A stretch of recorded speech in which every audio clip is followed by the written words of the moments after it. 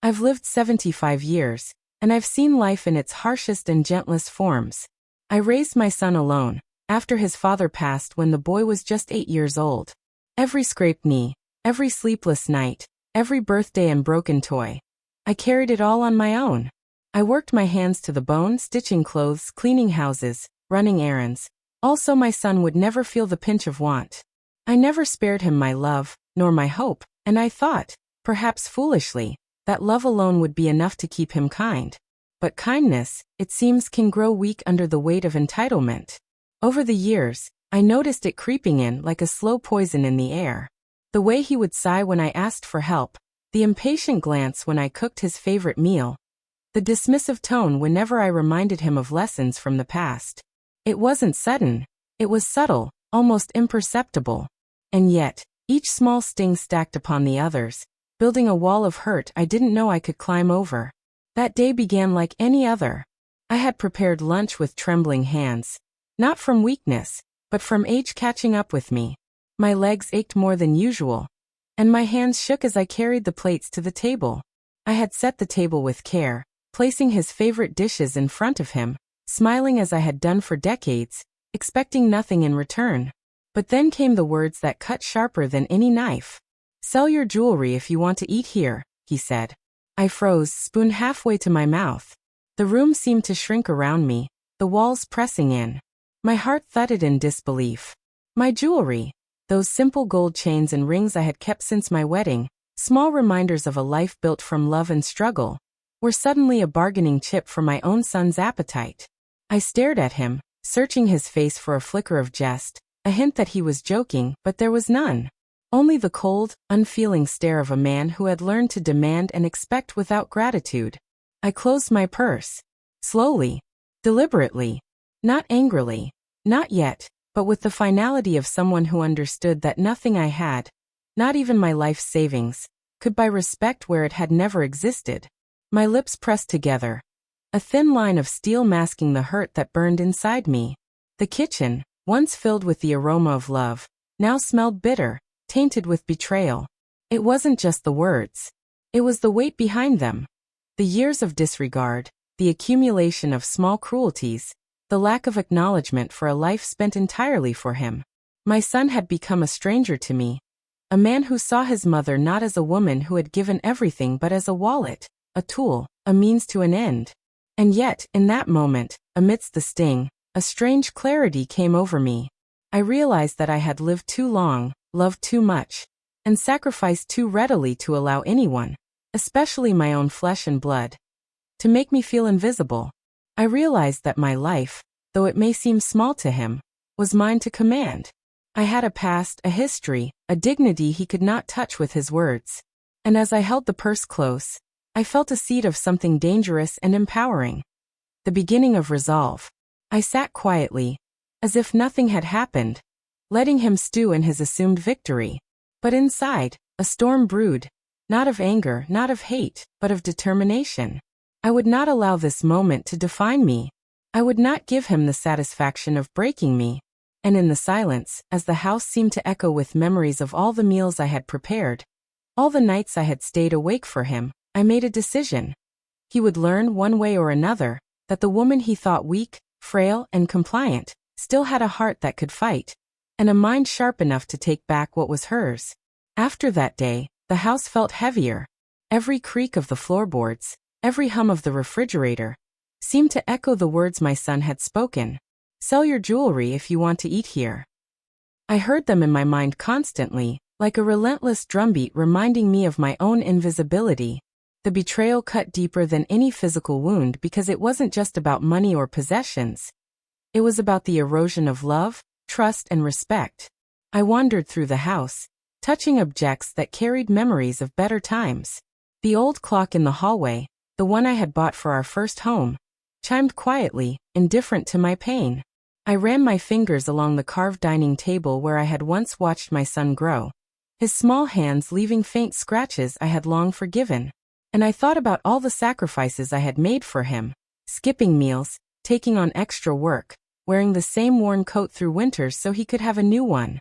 I had given everything, and yet here I was, ignored, humiliated, reduced to a wallet. Loneliness settled over me like a fog. It wasn't sudden. It had been creeping in for years, but now it pressed against my chest with undeniable force. I realized how little I had been living for myself. My world had revolved entirely around him. And in that devotion, I had lost sight of my own desires, my own dignity.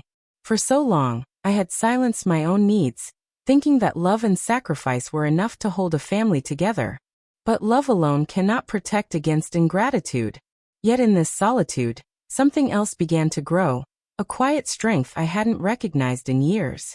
I thought back to my youth, to the woman I had once been before life's hardships shaped me into a caretaker and survivor.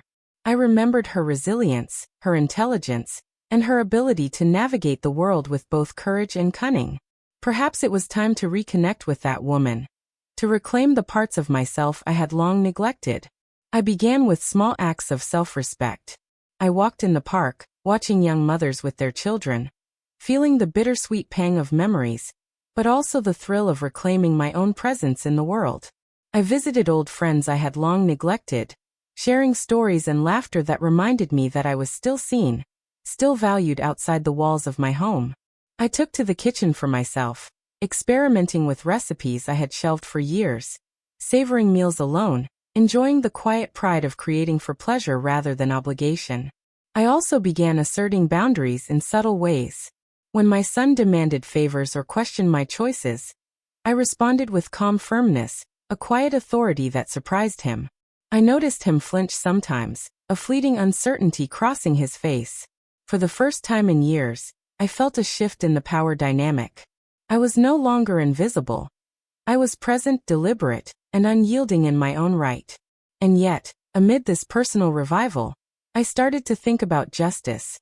Not revenge born of anger, but a measured reclamation of what was mine. My son had underestimated me, believed my age and obedience meant weakness. That had been his greatest mistake. I allowed the thought to linger like a whisper.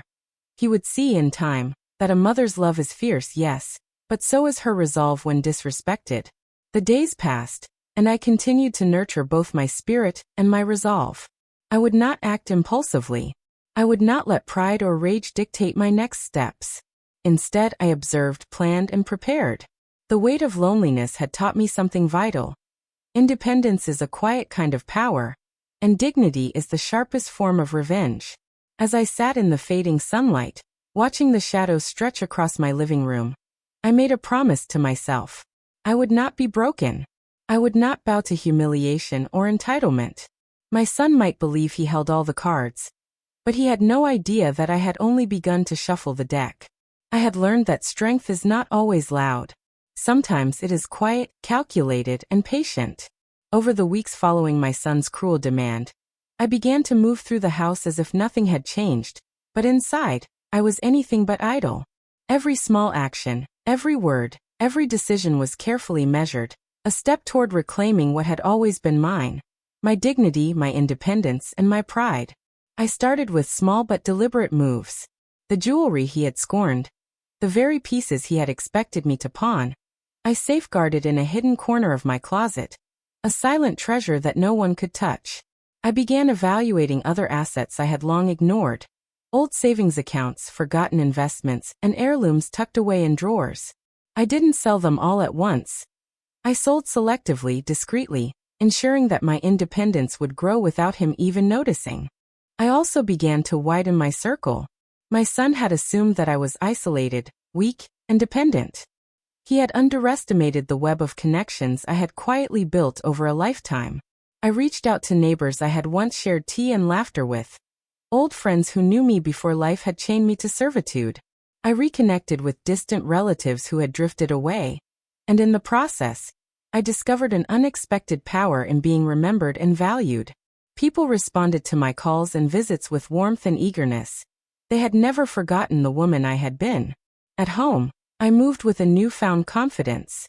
I cooked meals for myself with care, not for approval, and enjoyed the act of creation. I carried myself differently, a subtle shift in posture and gaze that made my son pause at times, uncertain of how to engage with me. He began to notice that I was no longer the meek woman who had once tolerated his temper and entitlement. I could see it in his eyes. A flicker of discomfort, a hint of the realization that control had begun to slip from his grasp. I also started to plan strategically. I knew I could not confront him with anger. That would be immediate but fleeting.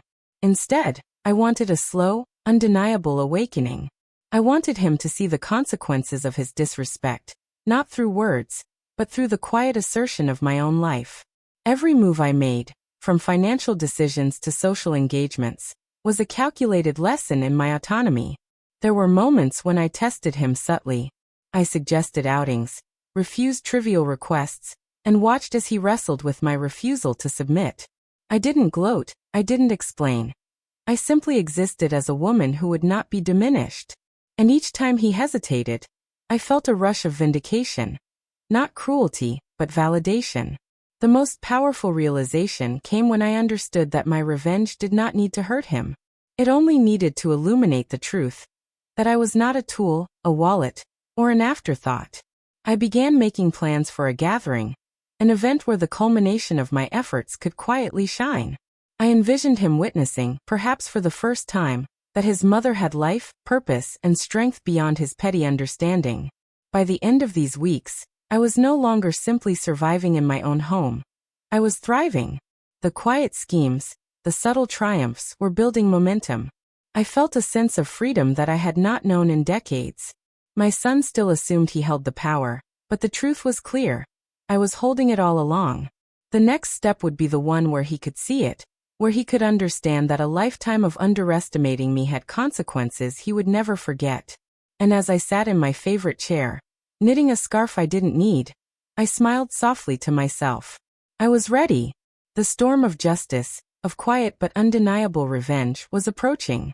And when it arrived, it would be as elegant, deliberate, and unstoppable as I had always been.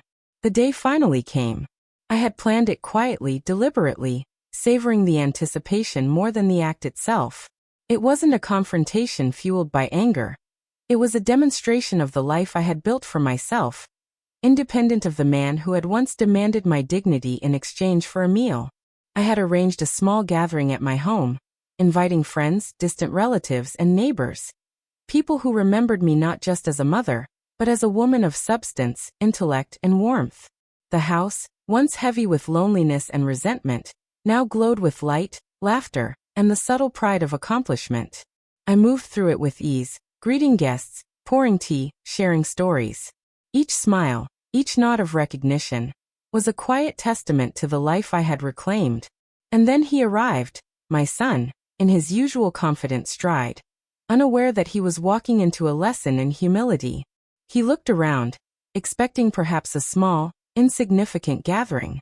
Instead, he found a room full of people who respected and admired me. He noticed the subtle elegance of the table setting, the delicious aroma of carefully prepared dishes, and most importantly, the light in my eyes, a brightness he had never truly seen before. For the first time in years, I saw uncertainty cross his face. The arrogance, the entitlement, the belief that he could command me, vanished, replaced by unease. I didn't need to say much. I allowed the scene to speak for itself. My jewelry, the pieces he had once mocked, adorned me with quiet pride. My purse, the one he had tried to manipulate me over, remained closed, a symbol of my independence. I shared stories with my guests about my life, my struggles, and my triumphs. Not to boast, but to reveal the depth of the woman he had taken for granted. And then came the moment of revelation. My son attempted a demand, the familiar tone creeping into his voice. "Mother, could you?" he began, but he stopped, faltering as the weight of his own words struck him. Around him, people laughed gently at my anecdotes, admired my resilience, and celebrated my accomplishments. He realized, in a flash, that I had grown beyond his control, that I was no longer a woman he could dismiss, humiliate, or bargain with. I smiled softly, knowingly. I didn't need to raise my voice. I didn't need to scold him. The lesson was clear. Respect is earned, not assumed. He had demanded, he had insulted, and now he was confronted with the reality that the woman he had underestimated had been quietly building a life of her own. A life filled with independence, dignity, and influence that he could neither diminish nor ignore. In that moment, the sweet revenge was complete. Not in words, not in anger, but in presence. I had not humiliated him. I had illuminated the truth. He understood, without a doubt, that his mother was no longer someone to control. The satisfaction of this realization coursed through me, not cruelly, but justly. After the gathering, when the house emptied and the quiet returned, I sat in my favorite chair, feeling the warmth of my accomplishment. I reflected on the journey that had brought me here. The years of sacrifice, the moments of betrayal, the loneliness that had tempered my resolve. And I felt peace. I had been underestimated, dismissed, and hurt. But I had risen quietly, deliberately, and triumphantly. My son would carry the memory of this day with him. A reminder that love does not mean submission, and that dignity cannot be bought or sold. And I, at 75, had reclaimed what mattered most: my pride, my independence, and my peace of mind. The weight of betrayal had been lifted, replaced by the quiet, enduring sweetness of justice served, not through malice, but through the brilliance of living fully and unapologetically. I closed my eyes, breathing in the calm, feeling the strength in my bones, and smiled. For the first time in a long while I was free.